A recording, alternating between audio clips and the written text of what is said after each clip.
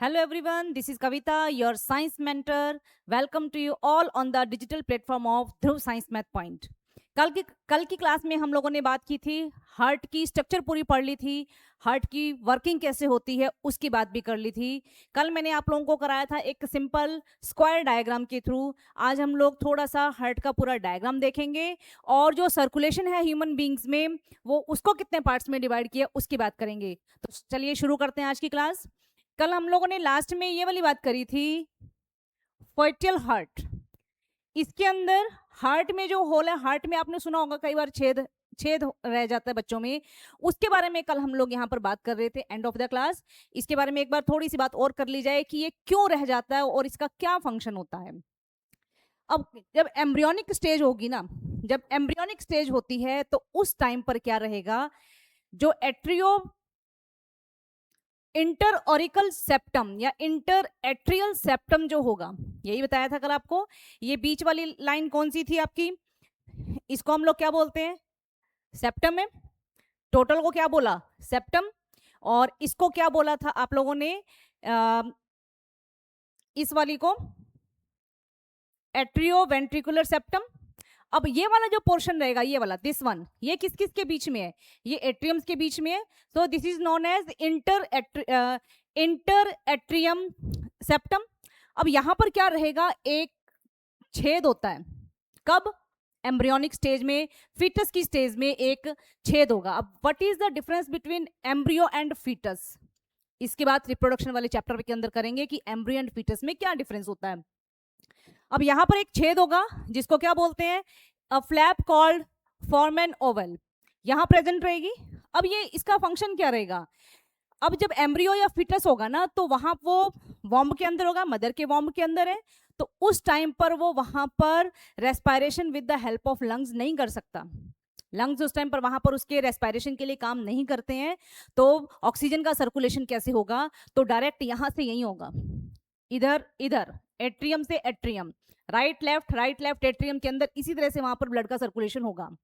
After birth जब child जो है ब्रीथ अपने आप करने लगेगा, ब्रीथ करने लगता है, तब वो लंग्स की हेल्प से जब ब्रीथ करने लगेगा तो ये जो स्ट्रक्चर था ये वाला फॉर्मेन ओवल, ये धीरे धीरे भरने लग जाएगा, ये भर जाता है। कई बार ये फिल नहीं हो पाता तो उसी को बोला जाता है हार्ट है, sorry, hole in the heart, जिसका मेडिसिन से ये ठीक हो जाता है। आई थिंक ये वाली चीज आप लोगों को क्लियर हो गई होगी, ज्यादा इसमें इलेबोरेशन करने की जरूरत आपको नहीं है, जितना था उतना मैंने आप लोगों को एक्सप्लेन कर दिया, जो आपके काम की चीजें थी। आगे देख लेते हैं क्या आएगा। की पॉइंट देखिए, की पॉइंट का मतलब कौन कौन से मेन पॉइंट है जो आपको हेल्प करेंगे स्ट्रक्चर, हार्ट की स्ट्रक्चर और हार्ट का जो वर्किंग है उसको याद रखने के लिए। ऑरिकल, एट्रियम टर्म का ही यूज करना है। एट्रियम क्या करते हैं, रिसीविंग चैम्बर, ब्लड को रिसीव करते हैं। राइट एट्रियम क्या करेगा, डीऑक्सीजनेटेड ब्लड को रिसीव करेगा। लेफ्ट एट्रियम ऑक्सीजनेटेड ब्लड को रिसीव करेगा, कहां से, लंग से। वेंट्रिकल क्या करते हैं, ये पंपिंग चैम्बर्स, पंप करते हैं ब्लड को। जैसे राइट वेंट्रिकल पंप करेगा कहां पर, लंग्स की तरफ, और लेफ्ट वेंट्रिकल कहां पंप करेगा, होल बॉडी के अंदर पंप करेगा। सो इसीलिए तो बोला जाता है पंपिंग ऑर्गन हार्ट को।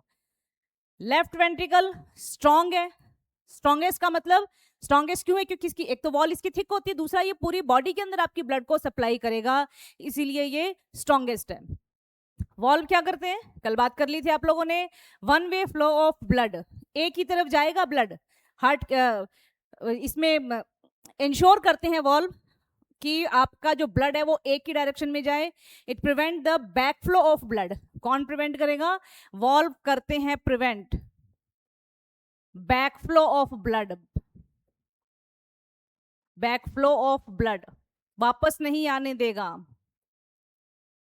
इंटरमिक्सिंग को रोकेगा, ब्लड की ऑक्सीजनेटेड एंड डीऑक्सीजनेटेड ब्लड की इंटरमिक्सिंग को रोकेगा ये।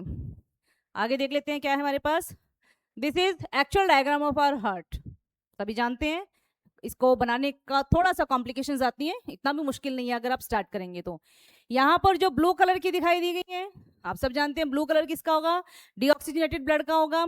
ये देख लीजिए आप, दीज आर वीना कावास। ये कौन सी दिखाई है, ये वाली सुपीरियर वीना कावा, ये रही आपकी इंफीरियर वीना कावा।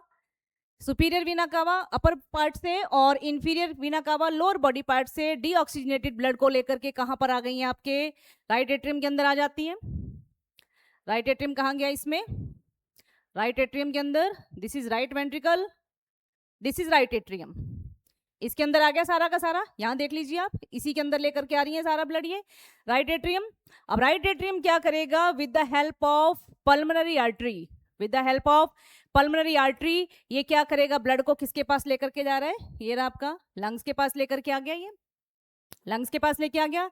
लंग्स यहाँ पर ब्लड को क्या करेगा, ऑक्सीजनेट करेगा। ऑक्सीजनेट करने के बाद, ऑक्सीजनेट करने के बाद ये कहां पर जाएगा आपका, with the help of pulmonary vein, pulmonary vein की हेल्प से ये कहां पर आ जाएगा आपका, लेफ्ट एट्रियम के अंदर, और लेफ्ट एट्रियम से ये किसके अंदर चला जाएगा आपका, लेफ्ट वेंट्रिकल के अंदर, और अरोटा की हेल्प से ही पूरी बॉडी के अंदर सर्कुलेट कर दिया जाएगा।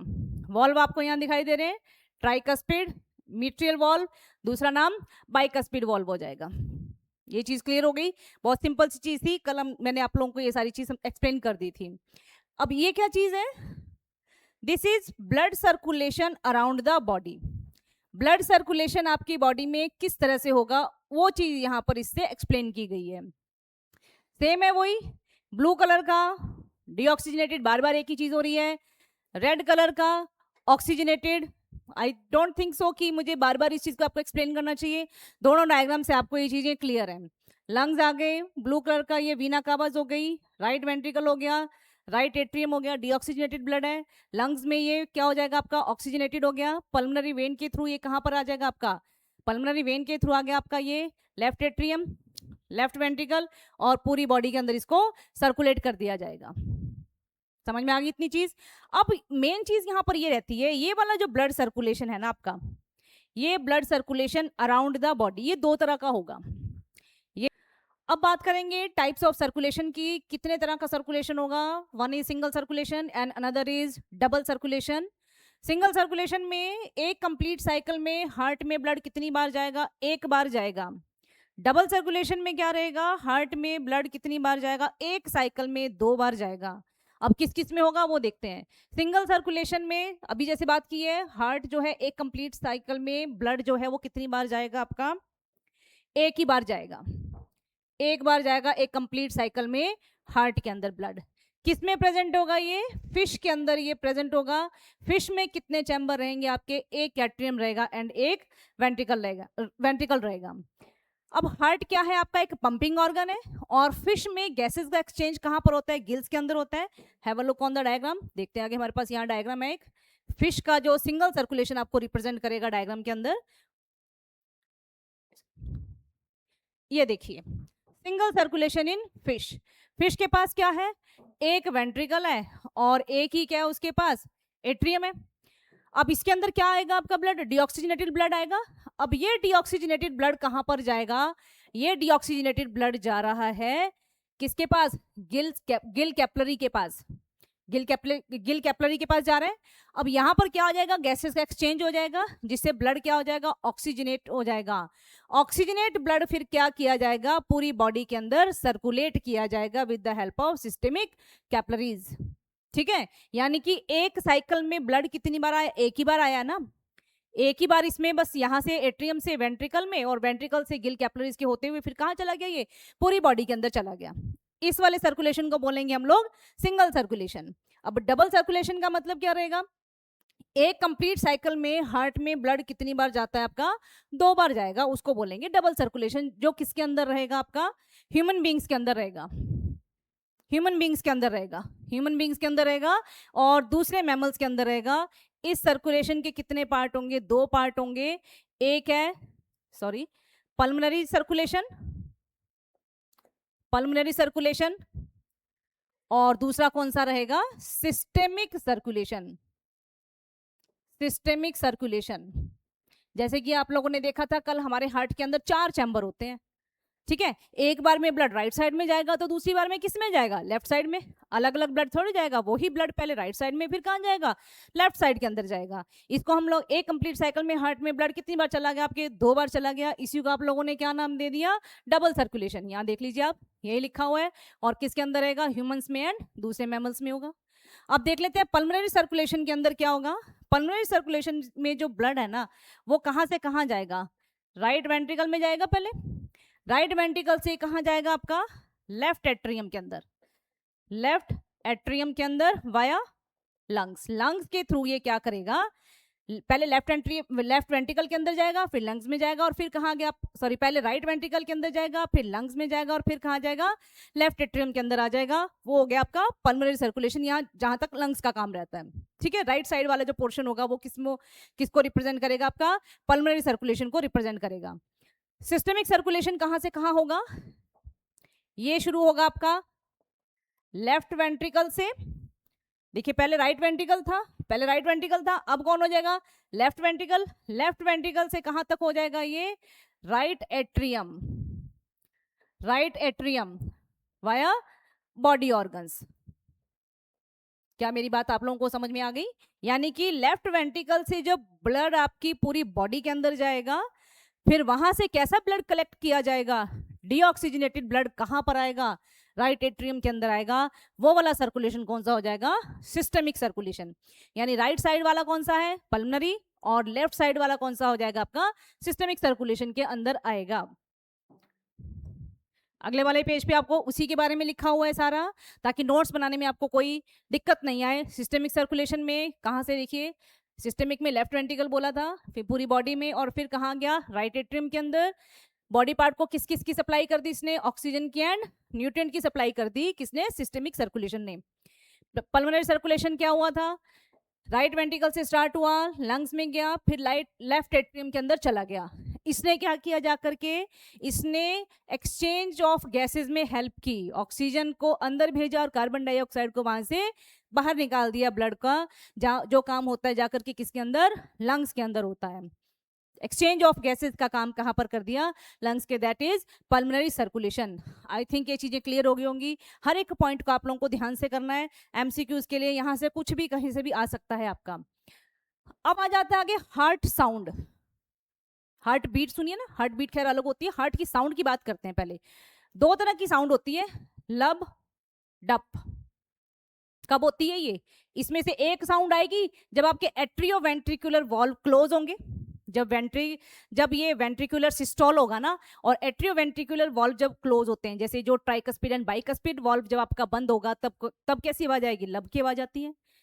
और जब आपके एरोटिक वॉल्व और सेमिल्यूनर वॉल्व जब आपके क्लोज होते हैं, जब आपका ये वेंट्रिकुलर डायस्टोल होता है ना, जब वो उसकी beginning of ventricular diastole, the semilunar valve at the root of aorta and pulmonary artery it gets close, जब ये क्लोज होंगी ना, तब जो आवाज आएगी उसको क्या बोलेंगे, डब की आवाज बोलते हैं। यही आपकी हार्ट की साउंड होती है, कभी महसूस करके देखिएगा, सुनाई देती है ये।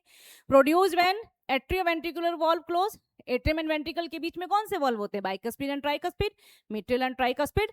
और ये कब शुरू होगा, ये जब वेंट्रिकुलर आपके कॉन्ट्रैक्ट करेंगे। पर मैंने तो अभी बोला था कि जब आपके वेंट्रिकुलर सिस्टोल होगा, अब ये कह रहे हैं कि कॉन्ट्रैक्ट करेंगे। अभी अगले वाले टॉपिक में हम सिस्टोल एंड डायस्टोल, उनके बारे में, दोनों के बारे में बात करेंगे। डब की आवाज कब आएगी, जब सेमिल्यूनर वॉल्व क्लोज होते हैं। पीछे की क्लास में आप जाइएगा, वहां पर आपको देखने को मिलेगा सेमिल्यूनर वॉल्व दो बताए थे, एक अरोटिक वॉल्व था और दूसरा कौन सा था, पल्मोनरी, जो पल्मोनरी आर्टरी के अंदर जो वॉल्व था उसका नाम वो सेमिल्यूनर वॉल्व के अंदर आते हैं। ठीक है, जब ये दोनों क्लोज होंगे, और ये कब होगा, जब वेंट्रिकल आपके रिलैक्स करेंगे, रिलैक्सेशन, अभी कहा था ना डायस्टोल, अभी बात करते हैं उसके बारे में।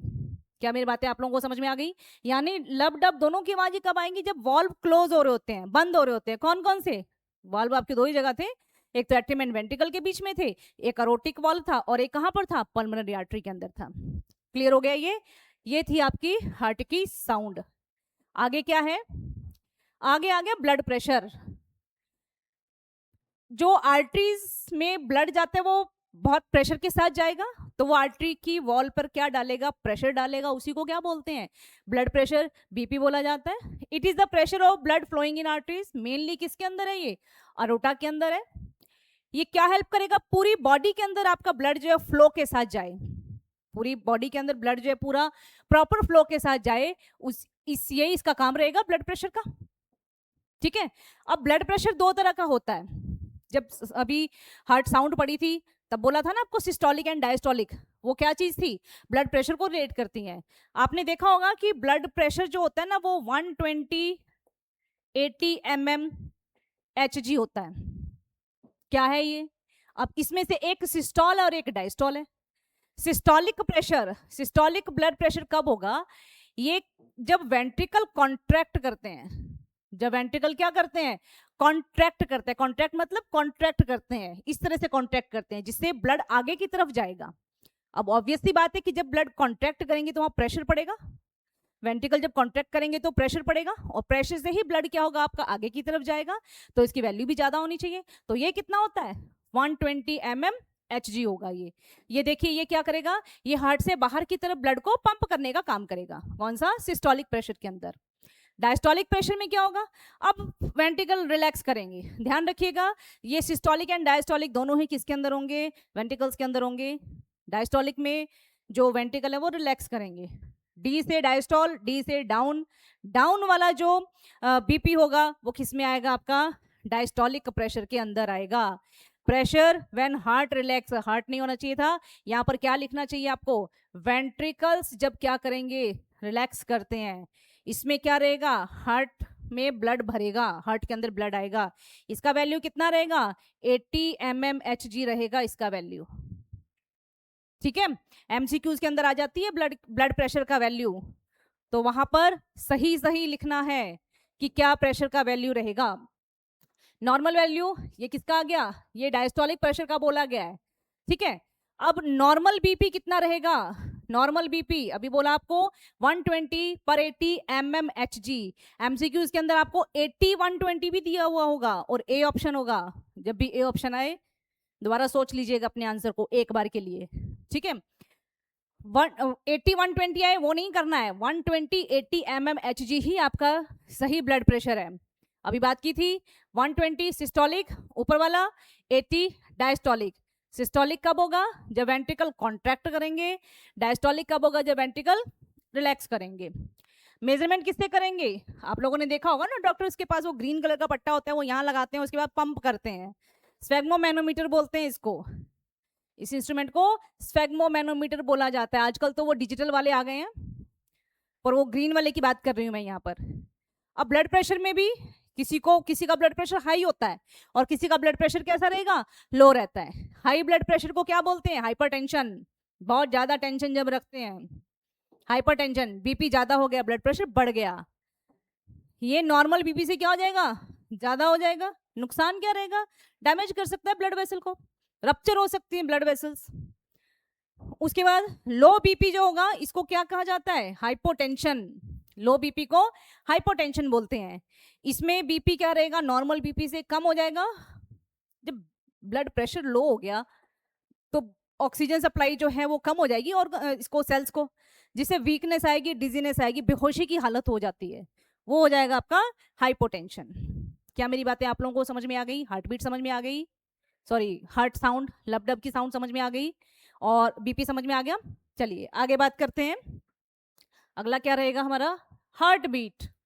हार्ट बीट ये क्या चीज आ गई, हार्ट बीट, धक धक करता है दिल, हार्ट बीट उसी को बोलते हैं। Heart beat is the rhythmic contraction and relaxation of the heart. Contract relax, contract relax, बहुत सारी ऐड में भी देखा होगा। ये जो ज़्यादातर ड्रग्स की जो ऐड आती है, नशीली चीज़ों की जो ऐड आती है, उसमें हार्ट दिखाया जाता है। आप लोगों ने थिएटर में जाते हैं तो पहले ही ऐड के अंदर आता है, वो सिगरेट पी रहे होते हैं तो हार्ट दिखाते हैं। इस तरह की जो आती है, समझ गए ना आप लोग क्या बोलना चाह रही हूँ मैं, उसी को क्या बोलेंगे, ये कॉन्ट्रैक्ट रिलैक्स कर रहा हार्ट, क्या बन गया आपका, हार्ट बीट। हेल्प करेगा पूरी की पूरी बॉडी में ब्लड को पंप करने के लिए सारे पार्ट्स के अंदर। कितनी होती है हार्ट बीट, 70 से लेकर के 72 बीट्स पर मिनट। पल्स रेट भी यही होती है 70 से लेकर के 72, और बीट रेट भी यही होती है 70 से 72। ज्यादा एक्सरसाइज कर ली, रनिंग कर ली, उस टाइम पर इसकी नंबरिंग बढ़ जाती है, क्वांटिटी बढ़ जाती है। क्यों, ज्यादा ऑक्सीजन की रिक्वायरमेंट रहेगी आपकी बॉडी को, इसलिए। हाँ देखिए, एक्सरसाइज, स्ट्रेस के टाइम पर भी ये बढ़ जाएगा, हार्ट बीट बढ़ जाएगी। और इसको सुनने के लिए जो इंस्ट्रूमेंट यूज करेंगे, स्टेथोस्कोप, डॉक्टर लगा के रखते हैं ना स्टेथोस्कोप, उसकी बात की जा रही है। So this is all about heart beat. अब आ जाइए, लास्ट टॉपिक बचा है आपका लिम्फेटिक सिस्टम। दो तरह का सर्कुलेशन था ह्यूमन बींग्स के अंदर। एक चीज और मैं आप लोगों से पूछना चाहूंगी यहाँ पर, जैसे आप लोगों ने ब्लड के बारे में पढ़ लिया था, ब्लड में आपकी सेल्स थी आरबीसी, डब्ल्यूबीसी, प्लेटलेट्स। ठीक है, प्लेटलेट्स जो है ब्लड क्लॉट का काम करती हैं, आरबीसी डब्ल्यूबीसी सबका फंक्शन मैंने आपको बता दिए थे यहाँ पर। अगर कोई भी कैपिलरी जो है वो रप्चर हो जाए अंदर, या ब्लड वेसल कोई बॉडी के अंदर रप्चर हो जाए, तो क्या होगा? क्या उसका भी कोई है कुछ ठीक होने का? बिल्कुल, प्लेटलेट्स वहां जाएंगी और वहां पर जाकर के ब्लड का क्लॉट बनाएंगी। अंदर भी बॉडी के ये सिस्टम चलता है। ये जो क्वेश्चन मैंने अभी आपको बोला है कि अगर बॉडी के अंदर कोई ब्लड वेसल रप्चर हो जाए तो उसको कैसे आप ठीक करेंगे या कैसे ठीक होगी वो, ये आपकी एनसीईआरटी बुक के अंदर दिया हुआ है ऐसा ही क्वेश्चन। तो उसका आंसर यही आएगा कि प्लेटलेट्स वहां जाकर के ब्लड का क्लॉट बनाएंगी। इसीलिए मैंने आपको ब्लड का क्लॉट पूरी तरह से बताया था कि उसको किस तरह से आपको करना है। अब लास्ट टॉपिक है, फटाफट देख लेते हैं इसको भी, लिम्फेटिक सिस्टम। अब ये क्या चीज है भाई? लिम्फेटिक सिस्टम की बात पहले ना, इसमें लिम्फ की बात करते हैं। लिम्फ भी एक तरह का फ्लूइड है। अब क्या होगा कि कई बार ना जो ब्लड जो है वो फिल्टर हो जाता है। फिल्टर होने के बाद उसमें क्या क्या चीजें आ जाती हैं? एक तो डब्ल्यूबीसी आ जाती हैं, साथ में प्लाज्मा आ जाती है। कुछ प्रोटीन जो है ब्लड वाले वो नहीं आते इसके अंदर, और ना ही आरबीसी आएंगी। अब ये वाली जो स्ट्रक्चर बनेगी ना, इसको लिम्फ बोलते हैं। ये लिम्फ जो है क्या करेगा, एक मिडल मैन की तरह काम करता है। It serve as a middle man between blood and organ. Blood and organ के बीच में मिडल मैन का काम करेगा। क्यों? फॉर एक्सचेंज द मटीरियल, किसी मटेरियल को एक्सचेंज करने के लिए ये this lymph will serve as a middle man in between blood and organ. क्या बात समझ में आ रही है? दूसरा, इसको बोला जाता है एक्स्ट्रा सेल्यूलर फ्लूइड भी बोलते हैं। एक्स्ट्रा सेल्यूलर फ्लूइड भी इसको कहा जाएगा। अब ये तो हो गई लिम्फ की बात कि ब्लड आपका फिल्टर हो गया कहीं कहीं पर, और इसमें डब्ल्यूबीसी आ गई, सम प्लाज्मा आ गए, कुछ जो प्रोटीन्स हैं जो आपकी ब्लड के अंदर होंगे वो लिम्फ के अंदर नहीं होंगे, उसको तो आपने लिम्फ बोल दिया। मिडलमैन हो गया दूसरा नाम, एक्स्ट्रा सेल्यूलर फ्लूइड भी इसका नाम हो गया। अब ये क्या है यहाँ पर, क्या बोलना था, हाँ, क्योंकि डब्ल्यूबीसी इसके अंदर है तो ये क्या रहेगा, कलरलेस हो जाएगा, कोई कलर नहीं होगा इसका, व्हाइट है ये, कलरलेस, व्हाइट नहीं बोलना इसको, कलरलेस ही बोलना है।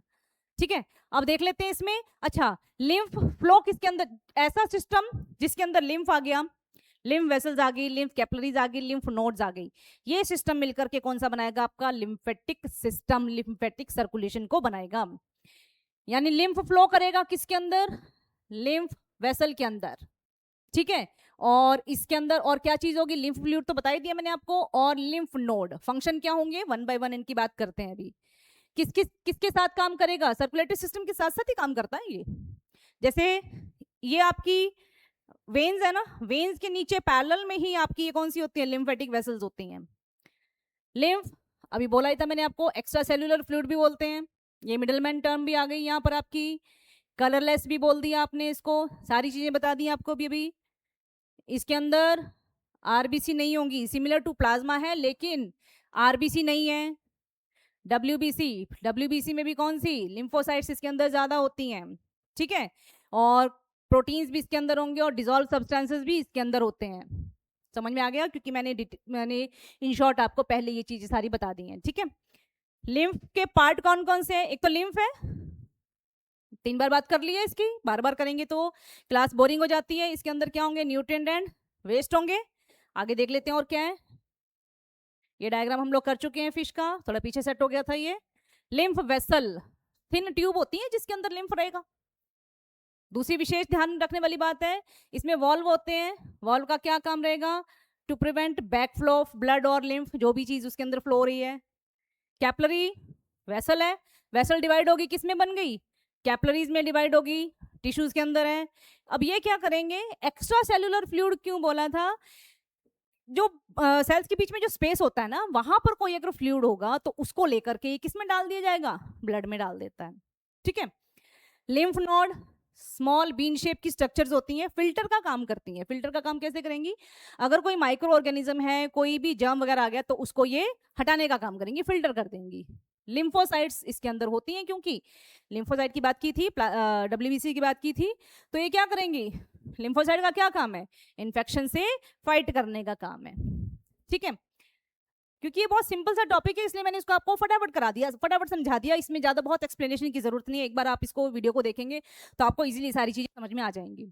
फंक्शन जरूर कर लेना भाई इसके, लिम्फेटिक सिस्टम के लिम्फ के फंक्शन पूछ लिए जाते हैं। इम्यूनिटी पावर को बढ़ाएगी, क्यों? डब्ल्यूबीसी प्रेजेंट है और जहां पर डब्ल्यूबीसी होगी इम्यूनिटी पावर आपका स्ट्रॉन्ग करेगी। लिम्फोसाइट है, ये दोनों तो एक ही चीज हो जाएंगी, फाइट करेंगी जर्म से, एब्जॉर्प्शन करेंगी फैट का, कहां से करेंगी? इंटेस्टाइन से, स्मॉल इंटेस्टाइन से क्या करेंगी? फैट को एब्जॉर्ब करेंगी और उसके बाद क्या कर देंगी? इसको ट्रांसपोर्ट करेंगी। फैट के साथ साथ ये कुछ और न्यूट्रिएंट्स को भी आगे जाकर के ट्रांसपोर्ट करती है। न्यूट्रिएंट एंड ऑक्सीजन को बॉडी पार्ट तक लेकर के जाएगी, वेस्ट का भी रिमूवल करने में हेल्प करेगी, waste material and dead cells को भी ये रिमूव करेगी। फ्लूइड बैलेंस, क्यों एक्स्ट्रा सेल्यूलर फ्लूइड क्यों बोला गया था इसको? समझ के बाद extra tissue fluid and protein को वापस ब्लड में लेकर के जाएगी। कौन जाएगा? जाएगी नहीं, जाएगा लिम्फ। ये सारे फंक्शन है किसके? लिम्फ के या लिम्फेटिक सिस्टम के।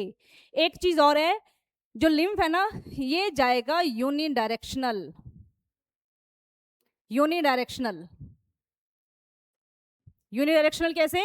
ये ब्लड से कहां पर जाएगा? आपका हार्ट तक ही जाएगा सीधा, क्योंकि यहां से ब्लड, हार्ट से ब्लड निकला, कुछ जो ऐसे स्पेस आते हैं जहां पर ये फिल्टर होगा, लिम्फ बन जाएगा, लिम्फेटिक वेसल के अंदर जाएगा, कैपिलरी के अंदर जाएगा। कैपिलरी आगे जाके किस में मिलेगी? वेन के अंदर। आर्टरी मत बोलना, कैपिलरी किसके अंदर जाकर के मिलेगी? वेन के अंदर जाकर के ये मिल जाएगी, ठीक है। तो ये वाली चीज भी इसके अंदर आप लोग ध्यान में रखेंगे कि जो फ्लो ऑफ लिम्फ कैसा रहेगा, यूनिडायरेक्शनल होता है। तो this is all about transportation system of plants and animals. इसके साथ हमारा ये वाला टॉपिक यहाँ पर खत्म हो जाता है। कल की क्लास में हम लोग शुरू करेंगे एक्सक्रीशन, बहुत ही छोटा सा टॉपिक है, वो भी दो क्लासेस में आई थिंक वो कंप्लीट हो जाएगा आपका। तब तक के लिए पढ़ते रहिए, सीखते रहिए and please subscribe Dhruv science math point. Thank you.